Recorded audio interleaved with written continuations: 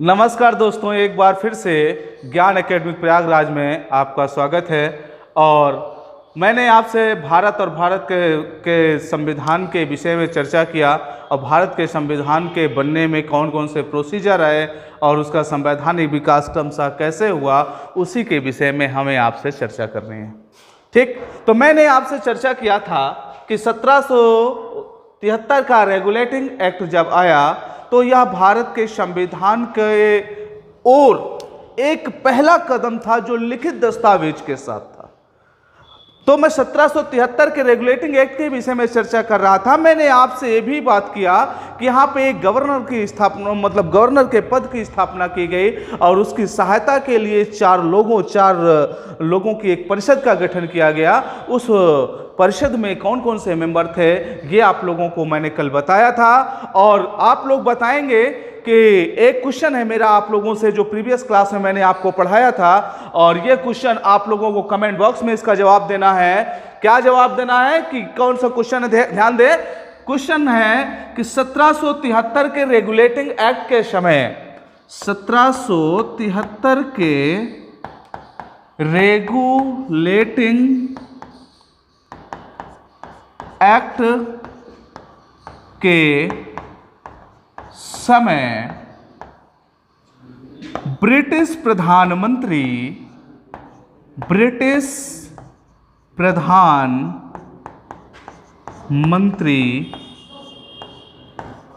कौन थे? इसका जवाब आप लोगों को कमेंट बॉक्स में देना है और हम देखेंगे कि कौन कौन लोग अच्छे से पिछले प्रीवियस क्लास को पढ़े हैं। उसमें मैंने इसका आंसर भी बताया है, तो ध्यान से सब लोग इस क्वेश्चन को आप लोग देख लीजिएगा और इसका आपको जवाब देना है। हाँ, एक क्वेश्चन और है कि 1773 के रेगुलेटिंग एक्ट के बाद जब गवर्नर जनरल की जो परिषद बनी, उस परिषद में कौन कौन से मेंबर शामिल थे, उन मेंबरों के नाम आपको बताने हैं। कौन कौन से मेंबर थे उनके नाम आपको बताने हैं।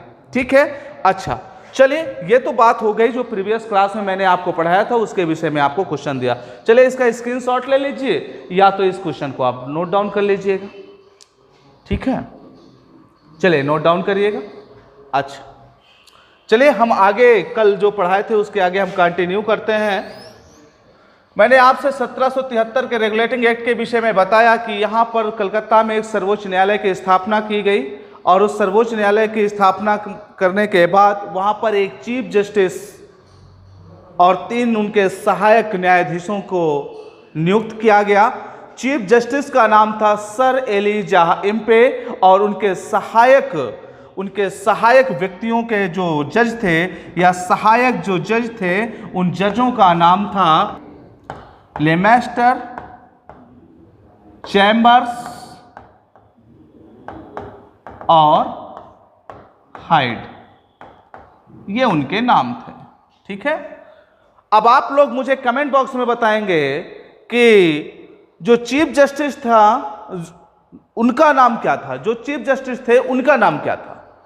ठीक है, अब आगे बात करेंगे कि जो सुप्रीम कोर्ट यहां स्थापित हुआ उसके निर्णयों को चैलेंज कहां किया जाएगा। ऐसा तो नहीं है कि सुप्रीम कोर्ट स्थापित हो गया, जो उसने डिसीजन ले लिया वही डिसीजन सर्वमान्य हो जाएगा। तो उसके लिए ब्रिटेन में एक प्रिवी काउंसिल थी। क्या नाम था उसका? ब्रिटेन में एक थी प्रिवी काउंसिल।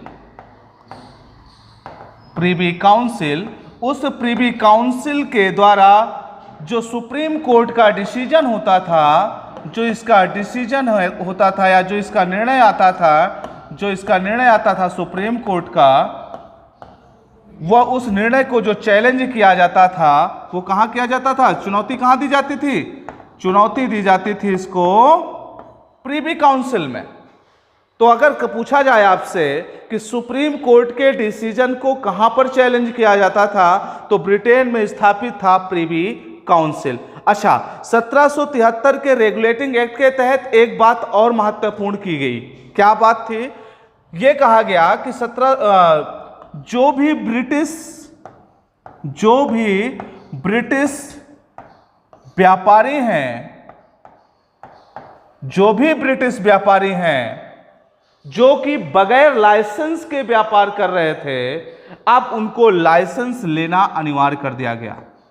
लाइसेंस लेना अनिवार्य कर दिया गया। ध्यान दीजिएगा, लाइसेंस लेना अनिवार्य कर दिया गया।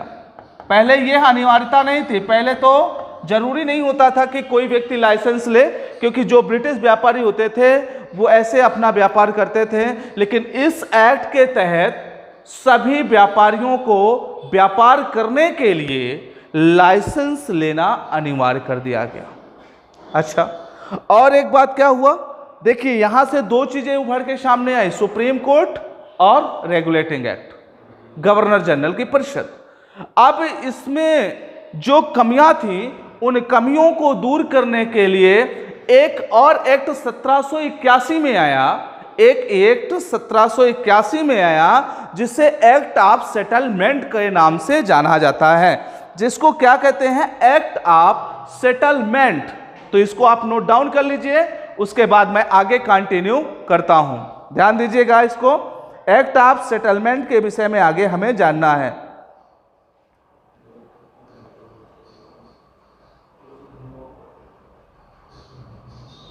चलिए, हो गया आगे।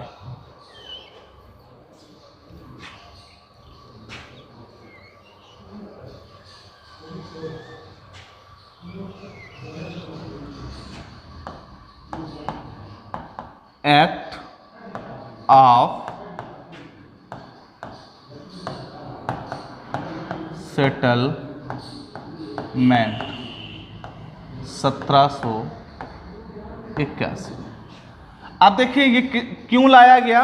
दरअसल इसका लाने का जो मेन पर्पस था वो यह था कि जो 1773 के रेगुलेटिंग एक्ट में, जो 1773 के रेगुलेटिंग एक्ट में, रेगुलेटिंग एक्ट में कमियां थी,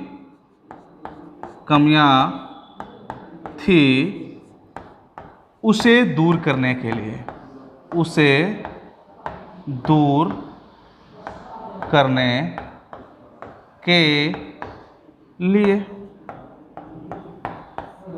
ठीक है। 1773 के रेगुलेटिंग एक्ट की कमियों को दूर करने से संबंधित था एक्ट ऑफ सेटलमेंट। इसकी इतनी इंपॉर्टेंसी है। इसके बाद आपका पीट्स इंडिया एक्ट आता है, Pitt's India act, Pitt's India. चलिए इतना आप लिख लीजिए, इसके बाद मैं आगे इसको कंटिन्यू करता हूं। पहले आप इतना लिखें, इसको लिखें। तो याद रखें एक्ट ऑफ सेटलमेंट क्यों लाया गया। 1773 के रेगुलेटिंग एक्ट की कमियों को दूर करने के लिए लाया गया था एक्ट ऑफ सेटलमेंट। लेकिन इसको लाने के बाद भी वहाँ उसकी कमियां दूर नहीं हुई, और जब उसकी कमियां दूर नहीं हुई तब लाया गया पीट्स इंडिया एक्ट। तो ध्यान दीजिएगा, पीट्स इंडिया एक्ट। इसके बाद अगला है, काफी महत्वपूर्ण भी है और इसको आपको याद भी रखना है, पीट्स इंडिया एक्ट को। पीट्स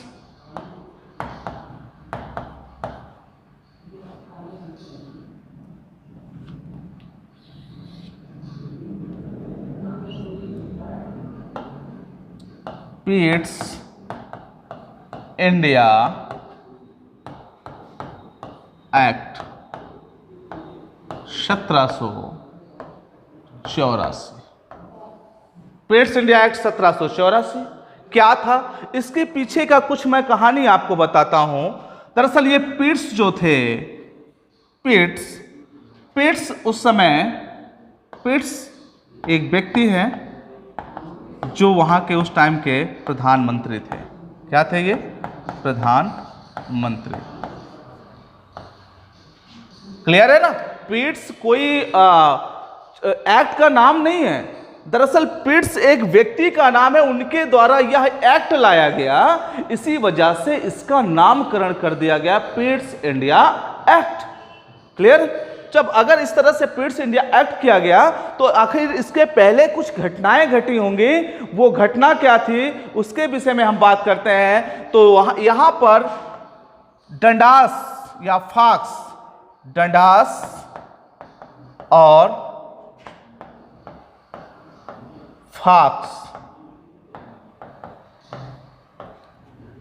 और लॉर्ड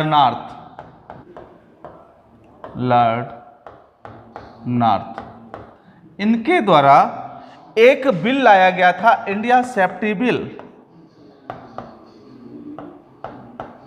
इंडिया सेफ्टी बिल।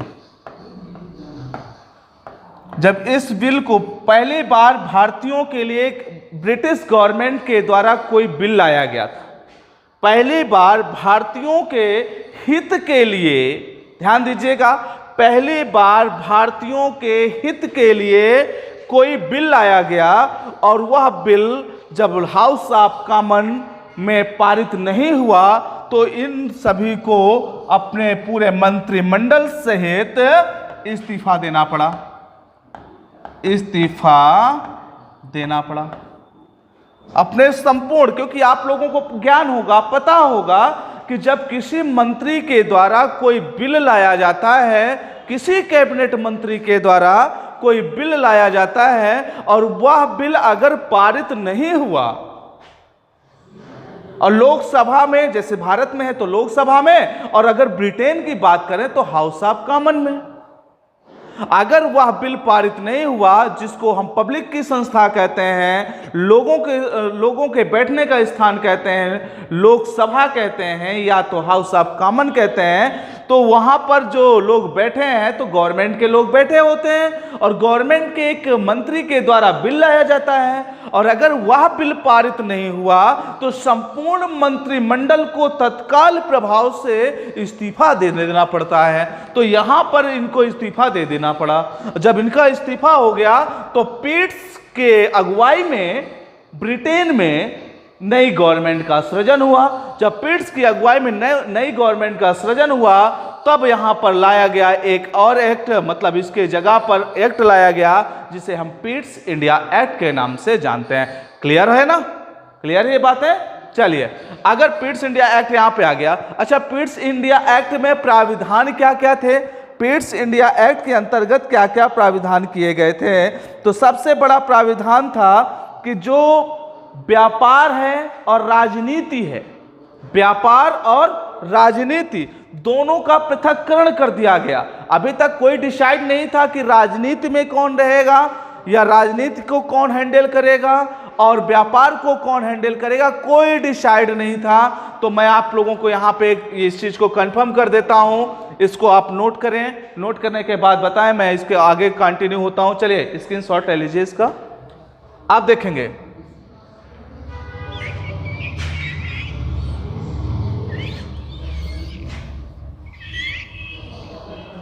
चलिए, तो मैंने आपसे कहा राजनीति और व्यापार,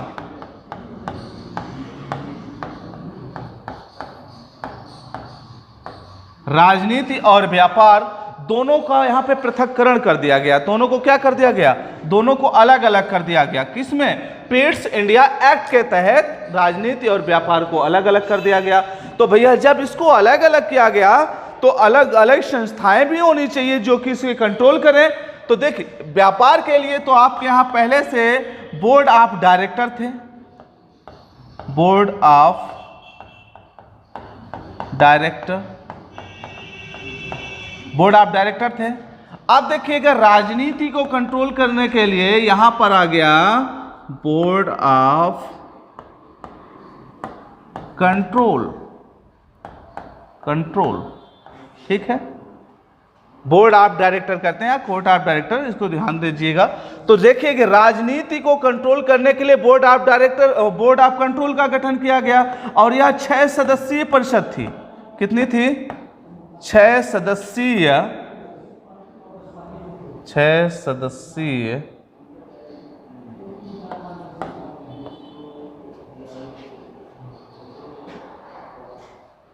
परिषद, और इसमें तो आपको पता ही होगा 24 लोग थे, ठीक है। अब देखेंगे कि 6 सदस्यीय बोर्ड जो था ये करता था किसको कंट्रोल? ये करता था राजनीति को, और बोर्ड ऑफ डायरेक्टर किसको कंट्रोल करता था? ये करता था व्यापार को। तो यहां से दोहरा चरित्र निकल के सामने आया कि जो ब्रिटिश गवर्नमेंट है इस टाइम की, उस ब्रिटिश गवर्नमेंट का दोहरा चरित्र निकल के आया कि यहां पर द्वैत शासन की व्यवस्था हो गई, द्वैत शासन जैसी व्यवस्था हो गई, द्वैत शासन जैसी व्यवस्था हो गई। अब देखिएगा, इसके बाद इतना इसमें सुधार करने के बाद एक और एक्ट आता है, इतना सुधार इसमें किया गया, और इसके बाद यहां पर एक चीज और याद रखेंगे, इतना सुधार के उपरांत क्या होता है कि जो सदस्यों की संख्या होती है, किसकी सदस्यों की संख्या? जो गवर्नर जनरल के परिषद के सदस्यों की संख्या होती है। जैसे कितने थे? 4 सदस्य थे, 4 सदस्य थे गवर्नर जनरल की परिषद में। तो 4 सदस्यों में से एक घटा करके 3 सदस्य ही यहां पर रखे गए, मतलब एक सदस्य को कम कर दिया गया गवर्नर जनरल की परिषद से। जब एक सदस्य गवर्नर जनरल की परिषद से कम हो गया, तो अब यहां पर कहीं ना कहीं गवर्नर जनरल थोड़ा सा पावरफुल हुआ, क्योंकि जब आप देखेंगे 1773 के रेगुलेटिंग एक्ट के समय, तो वहां पे 4 सदस्य और एक गवर्नर होता था।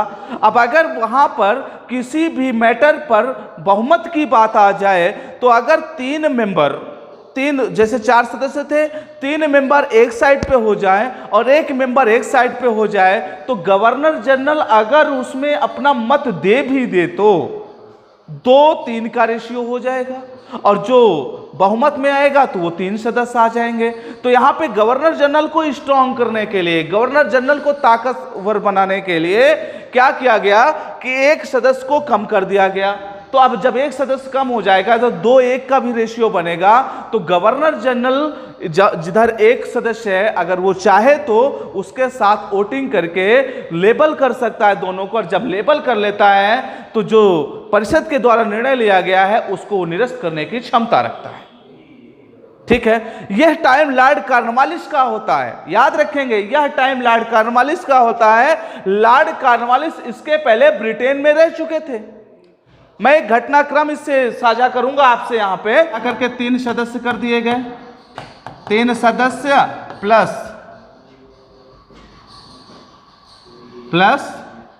1 गवर्नर, 3 सदस्य प्लस 1 गवर्नर, 4 हो गए।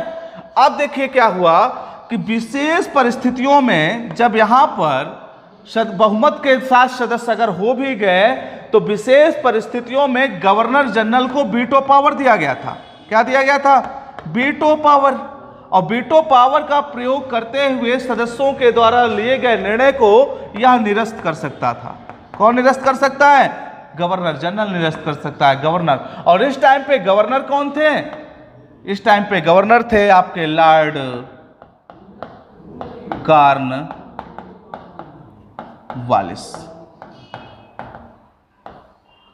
लॉर्ड कॉर्नवालिस, अच्छा, लॉर्ड कॉर्नवालिस के विषय में बताया जाता है कि लॉर्ड कॉर्नवालिस भारत आने से पहले अमेरिका में रह चुके थे, और अमेरिका में उन्होंने स्वतंत्रता संग्राम को भी देखा था।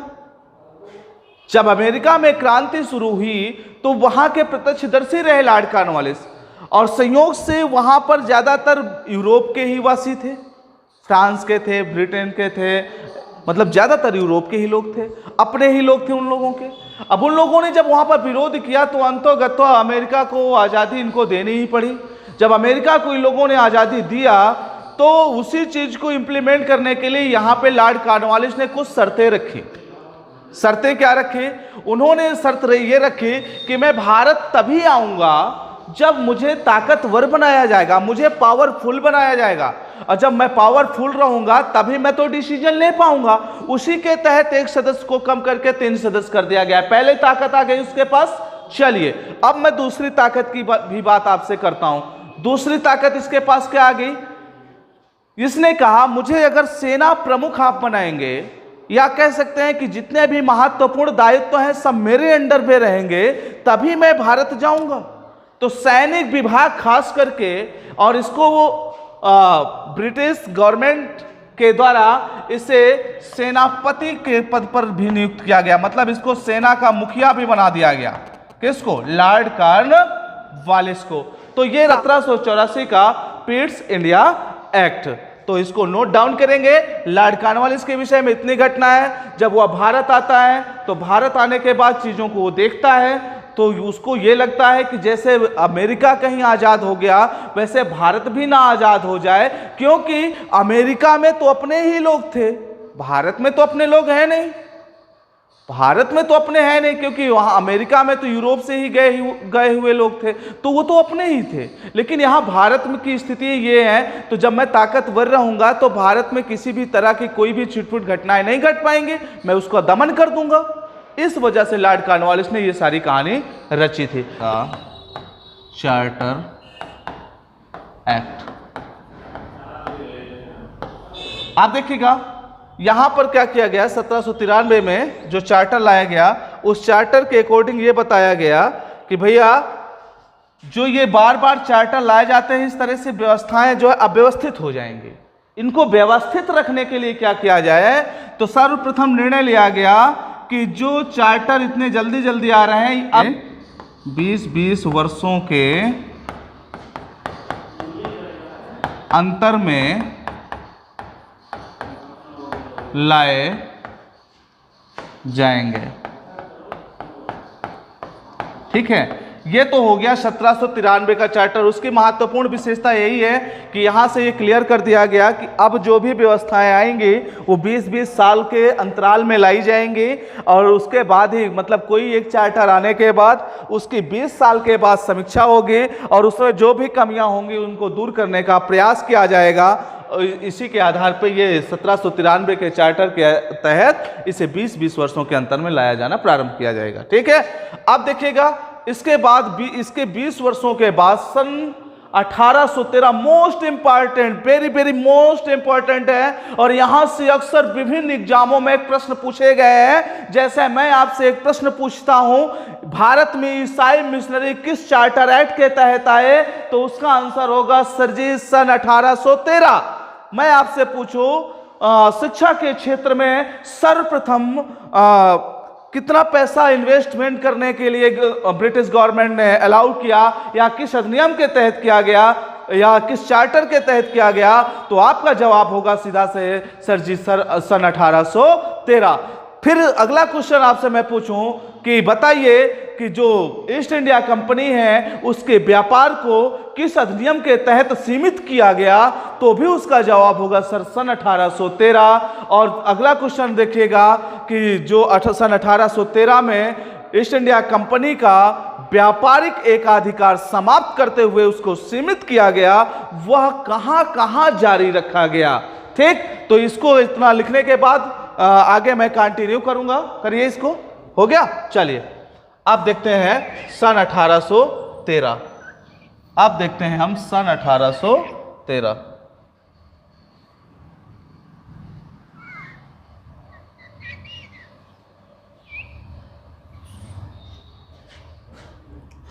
सन 1813 का चार्टर एक्ट काफी इंपॉर्टेंट है, मोस्ट इंपॉर्टेंट है। विभिन्न एग्जामों में यहां से क्वेश्चन पूछे जाते हैं, विभिन्न एग्जामों में, चाहे वनडे हो, चाहे टेट हो, चाहे सुपर टेट हो, या अदरवाइज खासकर सिविल प्रिपरेशन करने वाले ध्यान देंगे।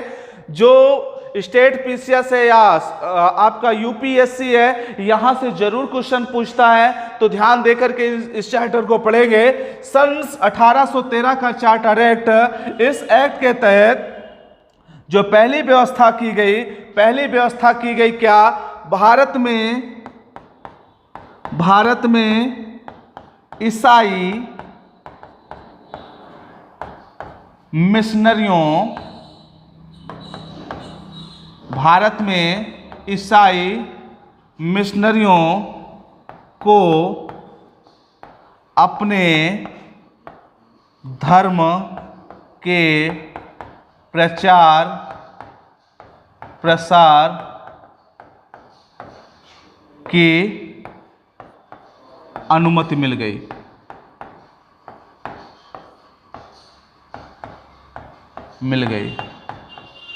ठीक है, चलिए इसके विषय में बात करें। अब भारत में ईसाई मिशनरियों को अपने धर्म के प्रचार प्रसार की अनुमति मिल गई। अब जब भारत में ईसाई मिशनरी आए तो उन्होंने अपने धर्म के प्रचार प्रसार को उन्होंने इतना ज़्यादा डेवलप किया कि ये जेल में जा कर के या ऐसे ऐसे स्थानों में जाते थे जहाँ जैसे मान लो कि कोई गरीब है, कोई मजलूम है, कोई सताया हुआ है, उसके पास जाते थे, उससे कहते थे कि हमारे धर्म को अपना लो, हमारे धर्म के अकॉर्डिंग चलो, और हमारे धर्म के अकॉर्डिंग जब चलेंगे तो आपको सभी सुख सुविधाएं मुहैया कराए जाएंगे जो कि एक ब्रिटेन के व्यक्ति को दी जाती हैं। तो भैया उस टाइम पे हमारी कंडीशंस कुछ ऐसी थी कि उन कंडीशंस में हम 2 वक्त की रोटी सरवाइव नहीं कर पा रहे थे। तो अगर हमें ऐसा सामने से ऑफर मिलता है तो निश्चित रूप से लोग इस चीज को एक्सेप्ट करते थे। अगर जेल में जाकर के उन्हें ईसाई धर्म के विषय में बताया जा रहा था और बताने के बाद यह भी कहा जा रहा था अगर आप ईसाईयत को अपना लेंगे तो आप लोगों को जेल से रिहा कर दिया जाएगा। तो बताइए भैया, कोई भी सजावटी व्यक्ति है अगर उसको ये एक लालच दे दिया जाए कि नहीं भैया अगर आप जो है इस कार्य को कर दें तो आपकी सारी सजा मुक्त कर दिया जाएगा, अगर आप ईसाई धर्म को अपना लें तो आपकी सारी सजा को जो है माफ कर दिया जाएगा, तो कैसे वह व्यक्ति नहीं अपना लेगा? जिसको 2 वक्त की रोटी नसीब नहीं है, अगर उसको बेहतरीन रूप से रहने खाने पीने की व्यवस्थाएं मिल रही हैं और करना क्या है, सिर्फ ईसाई धर्म को अपनाना है, तो यह 1813 का जो चार्टर था भारत में धर्म परिवर्तन का युग लेकर के आया था। भारत में धर्म परिवर्तन का युग था एक तरह से, और यहां पे लोगों को धर्म स्थानांतरण कराया जा रहा था। तो आगे देखिएगा, नेक्स्ट है, इसके बाद इसको लिख लीजिएगा, स्क्रीनशॉट ले लीजिए इसका आप। और नेक्स्ट देखेंगे कि पहला तो हो गया भारत में ईसाई मिशनरियों को धर्म प्रचार प्रसार करने की अनुमति मिल गई। अच्छा, नेक्स्ट बात करूं तो शिक्षा के क्षेत्र में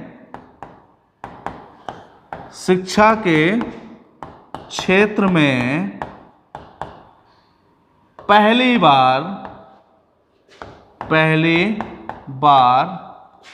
1 लाख रुपए खर्च करने की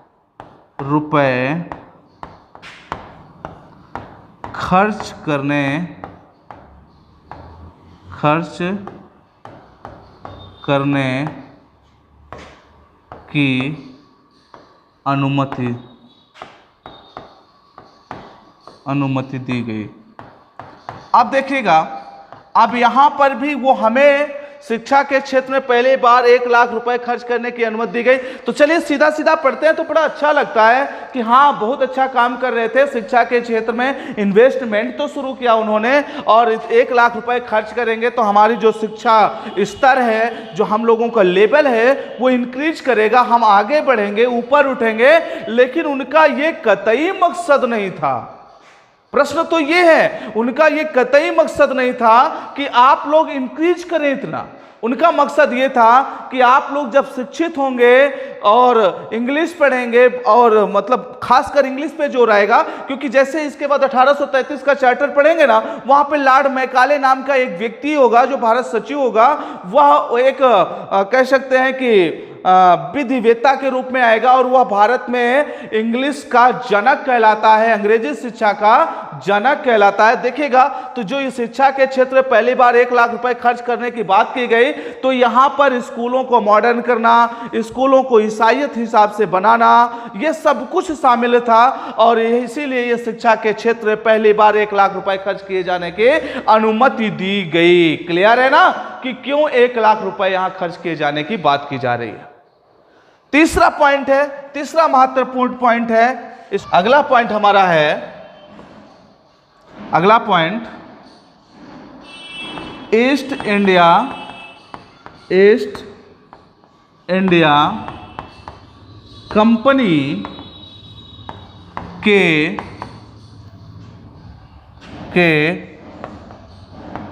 व्यापारिक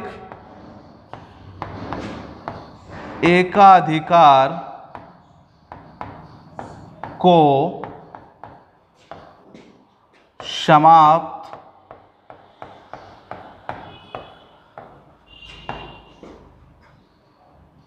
करते हुए उनके अधिकारों को सीमित कर दिया गया, सीमित कर दिया गया, सीमित कर दिया गया। और देखेंगे ईस्ट इंडिया कंपनी के व्यापारिक एकाधिकार को समाप्त करते हुए उनके अधिकारों को सीमित कर दिया गया और उनके व्यापार को किसके किसके साथ बनाए रखा गया? इनके व्यापार को चीन और भारतीय चाय के साथ बनाए रखा गया, चीन और भारतीय चाय के साथ बनाए रखा गया, बाकी उनके व्यापारिक एकाधिकार को समाप्त कर दिया गया। अच्छा, एक प्रश्न यहां पर और उठता है कि आखिर उसके ईस्ट इंडिया कंपनी के व्यापारिक एकाधिकार को क्यों समाप्त कर दिया गया? तो भैया उसका मुख्य रीजन मैं आपको बता देता हूं। उसका मेन कारण यह था कि ब्रिटेन में जो और सारे व्यापारी थे वो ईस्ट इंडिया कंपनी का पुरजोर विरोध करने लगे थे कि हमें भी पूर्वी देशों के साथ व्यापार करने की इजाजत दी जाए। क्या केवल ईस्ट इंडिया कंपनी को ही अधिकार है पूर्वी देशों के साथ व्यापार करने का? हमें कोई अधिकार नहीं है। तो हमें भी अधिकार मुहैया कराए जाएं ताकि हम भी पूर्वी देशों के साथ व्यापार कर सकें। तो ब्रिटिश गवर्नमेंट को ऐसा लगा कि कहीं ना कहीं बिल्कुल सही बात है। इसी वजह से उन्होंने क्या किया, एक चार्टर रिलीज किया 1813 का, और उस चार्टर के तहत सीधा सीधा घोषणा कर दिया कि अब ईस्ट इंडिया कंपनी का जो व्यापारिक एकाधिकार है वो समाप्त किया जाता है और उसके समाप्त किया व्यापारिक एकाधिकार को सीमित किया जाता है और सीमित करते हुए उसका एकाधिकार जो व्यापार का एकाधिकार है केवल चीन और भारतीय चाय के साथ कंटिन्यू रखा जाएगा। ठीक है, इतनी सारी व्यवस्थाएं 1813 में आई और तीनों को आप याद रखेंगे। और इसके बाद हम जो है अपने नेक्स्ट क्लास में आपसे 1833 के चार्टर के विषय में डिस्कशन करेंगे। उसके पहले मैं कुछ 2-4 क्वेश्चंस आपके साथ करूंगा, उनको आप ध्यान से सुनेंगे। आपके सामने प्रश्न ये रहा कि बोर्ड ऑफ डायरेक्टर में कितने मेंबर थे? आप लोग कमेंट बॉक्स में इसका जवाब दीजिएगा।